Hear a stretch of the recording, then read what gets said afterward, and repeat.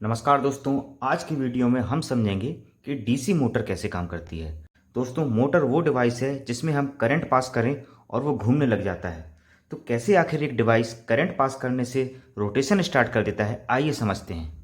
दोस्तों, किसी भी मोटर का बेसिक प्रिंसिपल ये होता है कि अगर कोई करंट कैरिंग वायर किसी मैग्नेट के पास रखा हो तो उस वायर में एक फोर्स लगना स्टार्ट हो जाता है।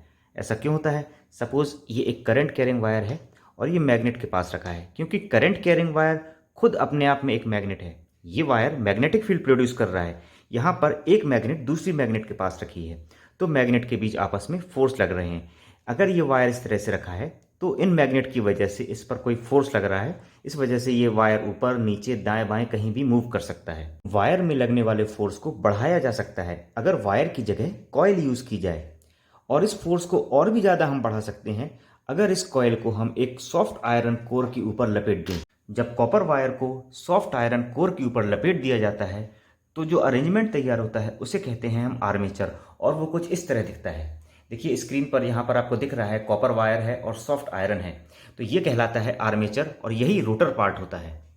अब बात करते हैं किसी करंट कैरिंग वायर में किन किन कंडीशन में फोर्स लगते हैं। जब जब current carrying wire magnetic field के परपेंडिकुलर होता है तब तब इस वायर में फोर्स मैक्सिमम लगता है। यहाँ हम देख रहे हैं कि मैग्नेटिक फील्ड की डायरेक्शन एन से एस की ओर है, जो कि डायग्राम में बनी हुई है। अब अगर इस मैग्नेटिक फील्ड के परपेंडिकुलर इस डायरेक्शन में यहाँ पर कहीं भी इस डायरेक्शन में कोई वायर होगा तो इस वायर पर फोर्स लग रहा होगा और वो फोर्स मैक्सिमम होगा।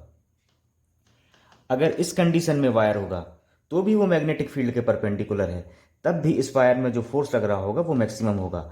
अगर इस वायर को हम कुछ इस तरह रोटेट करना स्टार्ट कर दें तो ये मैग्नेटिक फील्ड के परपेंडिकुलर से एक एंगल बनाता हुआ आ रहा है और धीरे धीरे पैरेलल हो रहा है। यहाँ पर फोर्स धीरे धीरे कम हो रहा है और पैरेलल की कंडीशन में फोर्स जीरो हो जा रहा है।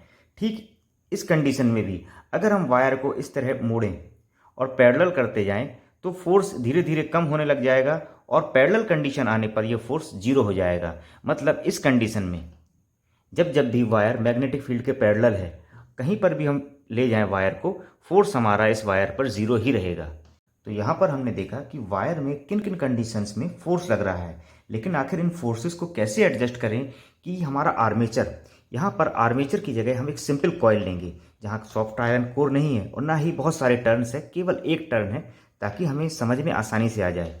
तो आखिर ये आर्मेचर कैसे रोटेट होता है, आइए समझते हैं।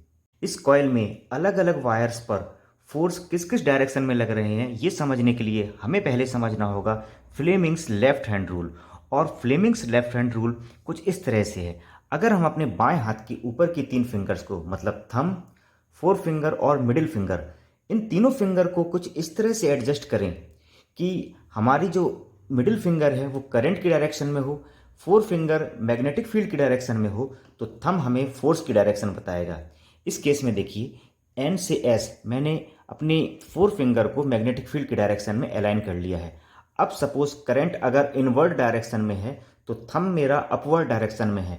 मान लेते हैं इस कॉइल में रेड वायर हमारा प्लस वायर है, तो करंट रेड वायर में यहाँ से एंटर कर रहा है और ब्लैक वायर से एग्जिट हो रहा है। अब यदि रेड वायर में करंट की डायरेक्शन आउटवर्ड है तो हम अपनी फिंगर को कुछ इस तरह से एडजस्ट करते हैं। मैग्नेटिक फील्ड की डायरेक्शन, करंट की डायरेक्शन जो हो गई वो आउटवर्ड, मेरा थंब डाउनवर्ड जा रहा है, मतलब ये वायर डाउनवर्ड मूव करेगा।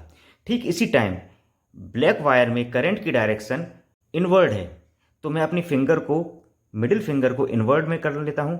मैग्नेटिक फील्ड सेम है, मेरा थंब अपवर्ड डायरेक्शन में है, ये जो कॉइल है अपवर्ड डायरेक्शन में मूव होगी और कॉइल इस तरह से रोटेट होने लगेगी। अब बात करते हैं इस ब्रांच की, जो कि ब्लैक भी है और रेड भी है। जब तक ये कॉइल मैग्नेटिक फील्ड के पैरेलल है, इस ब्रांच में ना ही इस ब्रांच में किसी भी तरह का कोई फोर्स एक्सर्ट हो रहा होगा। लेकिन इस कंडीशन में आने पर यहाँ पर ये ब्रांच मैग्नेटिक फील्ड के परपेंडिकुलर हो जाती है और फोर्स की डायरेक्शन अगर हम यहाँ फाइंड करना चाहें तो वो कुछ इस तरह से होगी। सपोज करंट अपवर्ड डायरेक्शन में है, मैग्नेटिक फील्ड मैंने सेट कर दी है, तो मेरा थंब आउटवर्ड है। अगर यहाँ करंट अपवर्ड डायरेक्शन में है तो यहाँ डाउनवर्ड डायरेक्शन में होगा। यहाँ हम फोर्स की डायरेक्शन देखें तो कुछ इस प्रकार से होगी। तो यहाँ हम देखते हैं कि इन दोनों ब्रांचेस में फोर्स एक दूसरे के अपोजिट हैं। यदि कभी बीच में इन दोनों ब्रांच में फोर्स लग भी रहा है तो वो एक दूसरे के अपोजिट डायरेक्शन में हो रहा है और एक दूसरे को कैंसिल कर रहा है। तो जैसा हमने पहले देखा था कि इस कॉइल में डाउनवर्ड फोर्स लग रहा है और ब्लैक कॉइल में अपवर्ड फोर्स लग रहा है। ब्लैक कॉइल अपवर्ड मूव कर रही है और रेड डाउनवर्ड मूव कर रही है। लेकिन वर्टिकल क्रॉस करने के बाद यदि ब्लैक कॉइल में अभी भी अपवर्ड फोर्स लग रहा है और रेड कॉइल में डाउनवर्ड फोर्स लग रहा है तो कॉइल इस स्थिति में आ जाएगी, आगे नहीं बढ़ पाएगी। और इसके आगे बढ़ने के लिए ज़रूरी है कि हाफ टर्न के बाद इन कॉइल्स में करंट की डायरेक्शन भी चेंज हो जाए।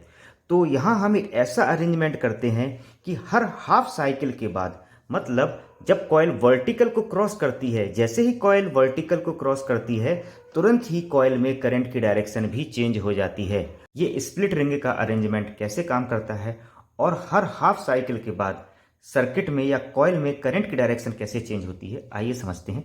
सपोज ये रेड वायर है या प्लस वायर है, इस वायर के थ्रू करंट कॉइल में एंटर करता है और ब्लैक वायर या ब्लू वायर के थ्रू करंट एग्जिट हो जाता है।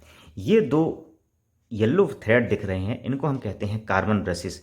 कार्बन ब्रशेस इन सी के ऊपर या स्प्लिट रिंग के ऊपर स्लाइड करते हैं। अब हम देखते हैं हमारी कॉइल कैसे मूव कर रही थी। हमारी कॉइल कुछ इस तरह से मूव कर रही थी, लेकिन हाफ साइकिल के बाद हमको चाहिए कि करंट की डायरेक्शन भी चेंज हो जाए। तो जैसे ही हाफ साइकिल आती है, ये जो ब्लैक वायर है यहाँ से हटके रेड वायर से कनेक्ट हो जाता है, यानी करंट की डायरेक्शन भी कॉइल में चेंज हो गई और ये सिलसिला कंटिन्यूअसली चलता रहता है। इस प्रकार स्प्लिट रिंग हर हाफ साइकिल के बाद करंट की डायरेक्शन को चेंज कर देती है, साथ ही साथ स्टेटर पार्ट से रोटर पार्ट में करंट भी प्रोवाइड कराती है। तो ये था एक्सप्लेनेशन डीसी मोटर का। दोस्तों उम्मीद करता हूँ वीडियो आपको पसंद आया होगा, वीडियो आपको समझ में भी आया होगा। वीडियो पसंद आने पर वीडियो को लाइक करें, शेयर करें और चैनल को सब्सक्राइब करना ना भूलें।